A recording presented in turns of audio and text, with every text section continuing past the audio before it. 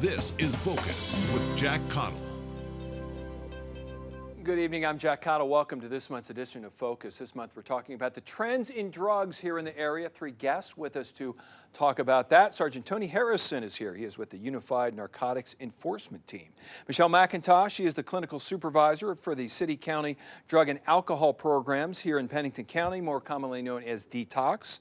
Michelle Mott from Lifeways. She is a counselor with the Lifeways program right now. She is at Rapid City High School. Now, last year, the Pennington County Sheriff's Report listed 1,303 drug arrests last year. That is up 19% from the year before. Statewide, that number was up 1.7%.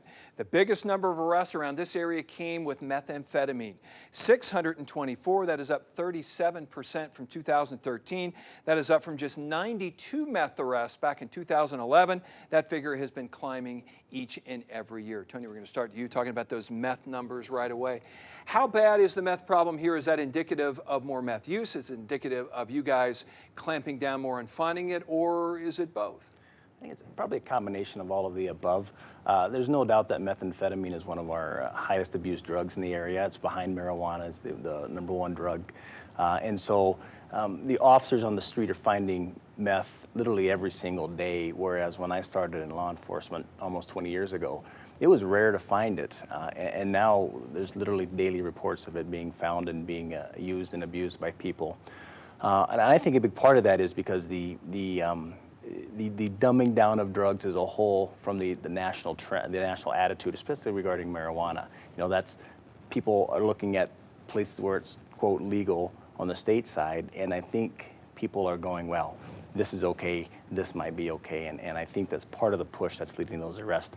But the work by the guys and the gals on the streets is also leading to more numbers being found because we've obviously added more officers, more people are using, and therefore the arrests are going up, and it's showing that. Now, Michelle, over at Detox and the treatment programs, how big of an issue is meth? How big of a percentage of the people that you handle are involved with methamphetamine? I think in our programs we're seeing an increase as well in treating it. Probably it's up 40% from what it's been in the past in treatment. We don't get a lot of self-referrals, or usually they come out of jail. They're already in trouble, and we go in and assess them there, and if their sentence is already served, then we can provide them with a meth opiate program somewhere in the state. We have one at City County, so. Now, Michelle Mott, Lifeways deals with kids at the junior high, the middle school, and the high school level.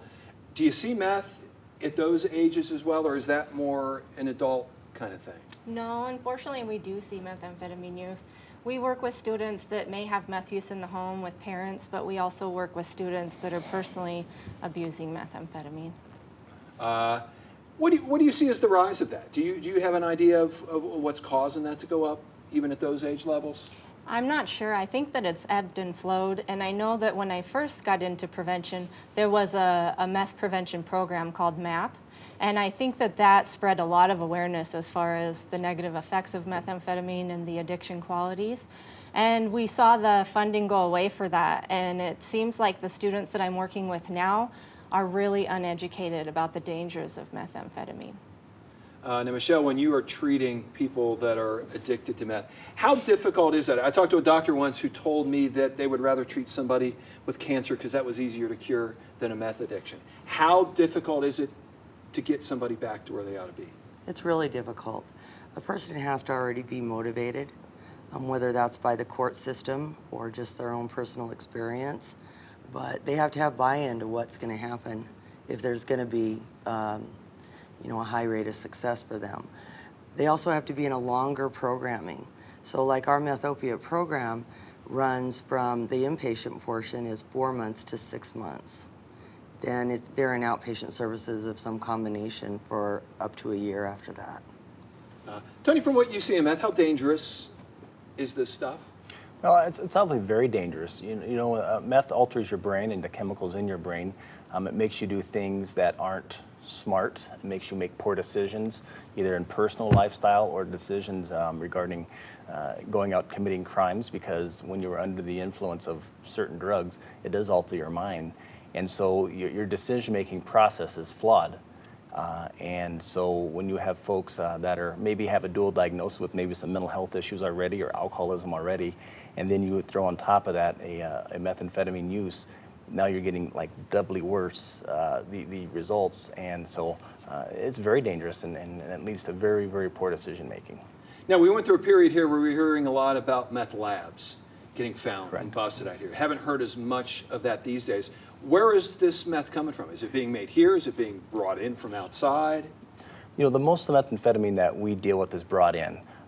Currently, we're working on a federal conspiracy case where we can easily put over 100 pounds of methamphetamine into the area being brought in from out of state. That's where we see most of the meth come because it's quite honestly easier than making it now. Because the government has done a good job of controlling the precursors, and so the old-fashioned labs you used to hear about are just more difficult to do. We do have one-pot meth labs that are a little more popular, especially on the east side of the state. Our guys in Sioux Falls see a lot more of those, but those are smaller quantities. The volume that we're seeing is being brought in from out of state. How about marijuana? Is the marijuana, is that going up? Marijuana use going down here? Where are we at on that these days? Yeah, it's definitely going up in my opinion. And again, like I said before, I think that's because the acceptance of marijuana as a whole across the country and the false advertisement of its medicine. It's not medicine. It's got a lot of bad chemicals in it. And so the use is up, and like I said before as well, the people looking at Colorado and going, well, if it's okay down there, it must be okay here. It's not okay in Colorado. It's still federally a controlled drug, but the state of Colorado has opted to allow it to go on there.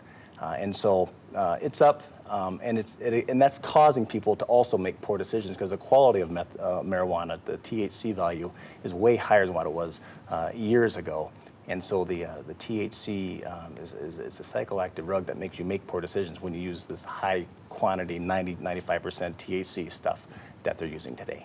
Has that legalization in Colorado made it easier to get here?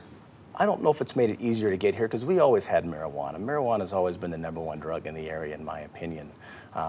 But I think the easier part is coming from people thinking that it's okay there, so therefore it's okay to bring it up here. So I think that many folks, and we know many folks are going down there, getting it legally from stores as an out-of-state customer, and then bringing it back to South Dakota. Not the massive volumes, the big massive volumes, the 10, 20, 30-pound people, they were doing that anyway. So the legalization of that in Colorado is not affecting that, other than it's making it maybe easier to find.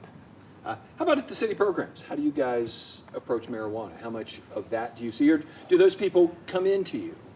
Not as often as the other substances. Usually the marijuana use is connected to other substance use that they're using as well. They're using several different substances, and marijuana is maybe a beginning point.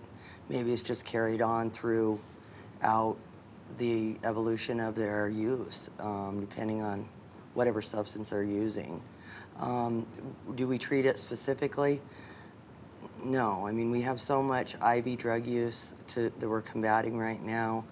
We're dealing with a younger population than we have historically, and it's mostly the methamphetamine, ages 18 to 25, versus what you'll find with alcohol. It'll be an older population. So marijuana just isn't one that we're fighting that battle with. We're not. Now, looking at the kids, she mentioned marijuana is a starting point for a lot of people. I'm assuming that's where a lot of the kids get their first experimentation, their first dabbling in what may be coming. Mm-hmm. Normally, it'll be nicotine, alcohol, and marijuana. Yeah, those are what we're going to see in the beginning. What age are they starting to get involved in that? It varies. I've seen as young as 6, but normally it's going to be middle school. Sometimes it'll be 14. I've even had sometimes 16 years old, but it definitely varies, but it's something that's really normalized today. And what they're hearing from society is that there's absolutely no negative effect. I'm Jack Caudill. Welcome back to this month's edition of Focus. This month we're talking about the trends in drugs here in the Black Hills. Michelle Mott is a counselor at Rapid City High School with the Lifeways program. One of the things you hear a lot about these days is prescription drug abuse. Are you finding that with the kids? Is it easy for the kids to go into mom and dad's medicine cabinet and pull out what they want? Yes, we definitely see prescription pill abuse, and it could be from a parent, a grandparent. They could get it from their friends, but definitely prescription pills that would include painkillers, Oxycontin, hydrocodone, Vicodin, stimulants, Adderall, Ritalin, those sorts of things. And then besides the prescription pill, you also have the over-the-counter pill medications, Benadryl, Unisom, Triple Cs. And Michelle McIntosh is the clinical supervisor with the City County Drug and Alcohol Program here in Rapid City. Michelle, you said you're seeing the opposite thing with the prescription drug abuse, that you're seeing less of it at detox these days? We're seeing less. Doctors are a little bit more aware with their prescribing and more careful, I think. Also, they're not injectable. A lot of the ones that they used to inject are not anymore. And so that's helped a lot with, I think, the decrease in what we were seeing with the adults. Tony Harrison is with the Unified Narcotics Enforcement Team with the Pennington County Sheriff's Office. From your guys' perspective, are the prescription drugs any different than the cocaine, the heroin, the meth, those kind of things in a legal sense? They're not, because people will trade their controlled prescribed drugs for methamphetamine or cocaine, and we know that's happening a lot. They prefer meth over hydrocodone for whatever reason, or they prefer hydrocodone over meth, so they'll swap it both ways. So we do see a lot of it. We do see a lot of the abuse. Prescription pills they're not easy to get, but they can be easy to get depending on the person and the doctor shopping. And we have things in place now to slow a lot of that down. But it still happens. We know it still happens. So I would tell you prescription drug abuse is probably number 3 behind marijuana and methamphetamine in the area. But you say a lot of these digital databases that they have now has helped track whether you're going to this doctor, and this doctor. It has, and that's the one thing we can do through the state. When pharmacies dispense these things, we can go onto the database where they can say you've been prescribed this many pills, and it should make sense to what your doctor's orders are, and you shouldn't be seeing 6 doctors, and so we can start to identify those now, which is I think helping a little bit. But again, they're still easily traded. They're small. She talked about in the school system, Adderall is a stimulant. If you are ADHD, it calms you down. If you're not ADHD, you're hyperactive, it's a straight up stimulant, and so a lot of kids want that stimulant. So your son may not be taking his prescribed medications and selling it to another child for $10, $20, $30. How quickly can these kids get themselves into trouble just taking these pills that they don't know what these things are? Well, yeah, there's a health concern, obviously, but number Sure. 2, if you sell your controlled prescribed prescription that is lawfully yours, that's the same as selling methamphetamine by state law. I mean, it's a distribution of a controlled substance. So criminal-wise, they can get themselves in trouble, but also medically. I mean, you don't know what that's going to do to you, because a lot of those pills are made for people with certain conditions, and they're not meant for people without those conditions. Michelle, now looking at talking about the kids taking the prescription drugs and the other things, what do parents look for? Are there any signs that parents should see that maybe their kid is heading down that path? Yeah, well, I think parents know their kids the best. And so when they see a change in attitude, when they see a change in behavior, that should be a red flag right there. And hopefully there's an open line of communication and a pretty trusting relationship built where they can ask them the direct questions, ask them, what is going on, if there's something mental health-wise with depression, if they're abusing any substances. And so that's probably the best indicator is the parent. The second best indicator would be teachers, because they know the students as well. They see them every day. They're in their classrooms, and they notice when their behavior's off. They notice when something's different and something seems wrong. So what do you do if a kid just denies you? If you're really sure that this is what your kid is doing, and then nope, not happening with me? Well, I think that's the beauty of Lifeways, is that we're housed in the schools. We're alcohol and drug counselors. We have relationships with the students. So we don't work with students on a punitive basis. We basically build relationships. We're in the classrooms. We're doing groups, and we have pro-social activities. And so we can meet with that student, and we can explore just different areas in their life, if things are going on. And it's a confidential session. So a lot of times that's very helpful for us to find out what really is going on and to figure out how we can work on it and how we can get the parents involved at a level that the student's comfortable with. Okay. Michelle, as you look at the adults that you deal with, how many of them have a history going back into those teen years, back into those adolescent years, that it's important to stop it at that age? Many. In fact, I crossed over into the adult arena about 4 years ago, and prior to that I was working with adolescents, and I see many of those adolescents now as adults, and so it's starting very, very young. And I think when synthetics were legal, this is kind of my theory, it opened a window, and maybe some of them that may not have ever Right. used things like that because it was legal. At the time. These kids and young adults were using synthetics, and now they're replacing that because they can't get a hold of those with meth and opiates and things like that that are real dangerous. Because we've seen a lot of it with the youth with synthetics. So.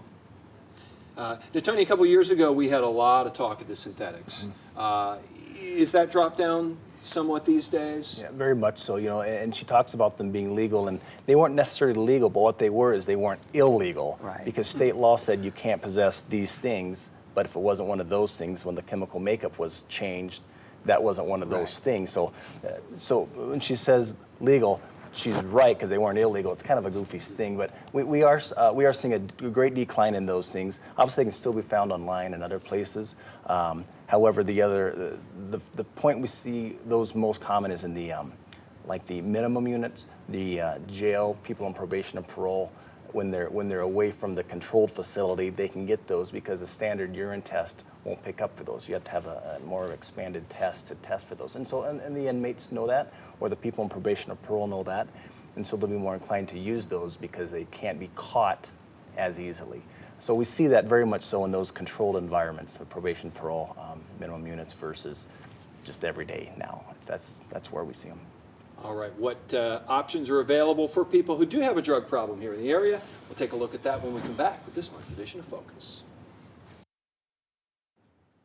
I'm Jack Caudill. Welcome back to this month's edition of Focus, talking about the trends in drugs here in the area. Michelle McIntosh is the clinical supervisor with the City County Drug and Alcohol Programs here in Pennington County. What's available if somebody realizes that they have a problem, and maybe not be court-ordered, but realizes they have a problem? What's available to them? We have all levels of treatment to provide we start with an assessment. And that assessment will tell us what level of care would be best for that person, what level of treatment they would benefit from. And we have detox, and family members can come in and do emergency commitments on their loved ones. And after we've had several of those and the family member isn't complying maybe with what they need to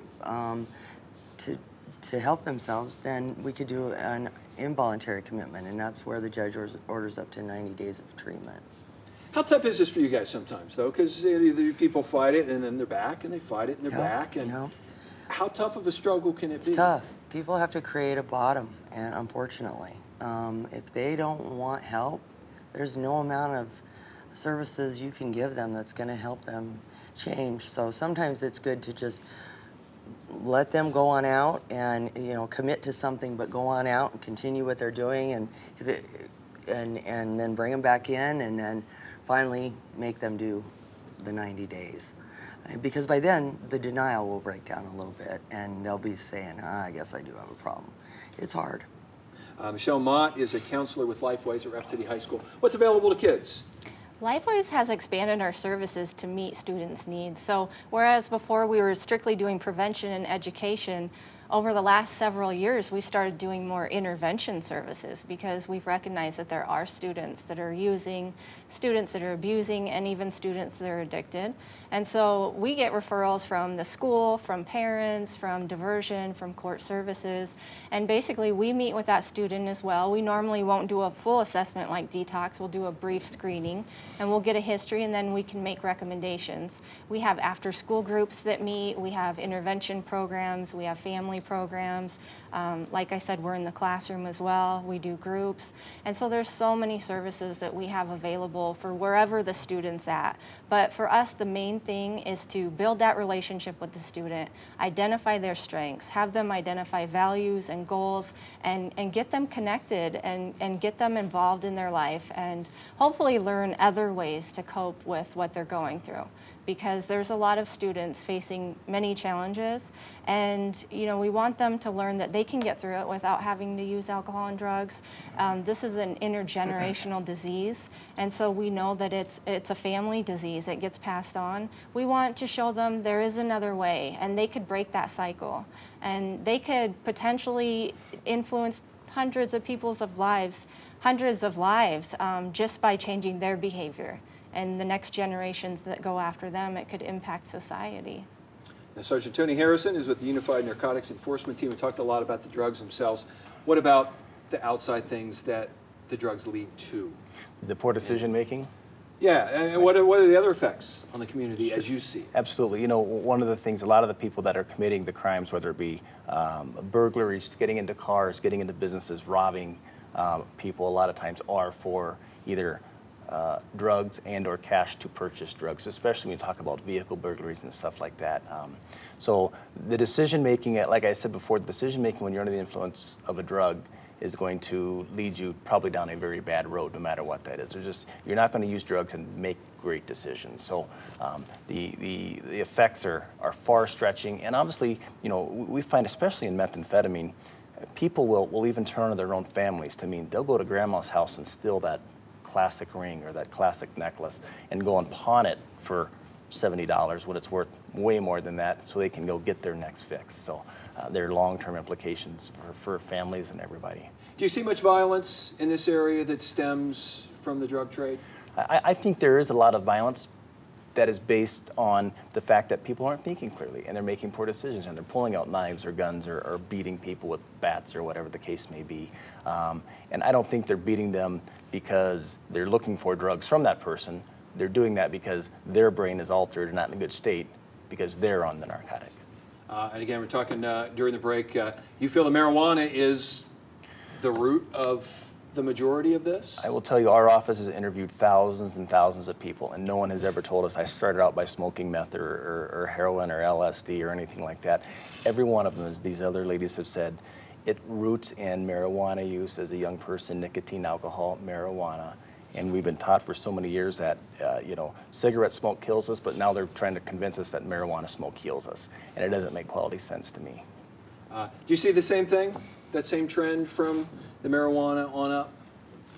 Yes, we see, as I mentioned before, we see it's anyone that comes in, usually all of them have used marijuana, most of the people that we work with. And so they usually start that at a way younger age, and then other substances get on board as we go along. All right. Somebody needs to get a hold of Lifeways. Where can they get a hold of you guys? We're in the high schools and most of the middle schools, and our phone number is 716-6555. All right. Where do they call for city county? It's 725 North La Crosse, and it's 394-6128. Okay. You guys are 911. I know you're 911, we'll All come. right. Hey, we are out of time. Sergeant Tony Harrison, Michelle McIntosh, Michelle Mott, thank you very much for coming up. Hopefully enlighten some people on the drug situation here in the Black Hills. We want to thank you for joining us for this month's edition of Focus. Hope to see you again the first Sunday night of next month. Good night.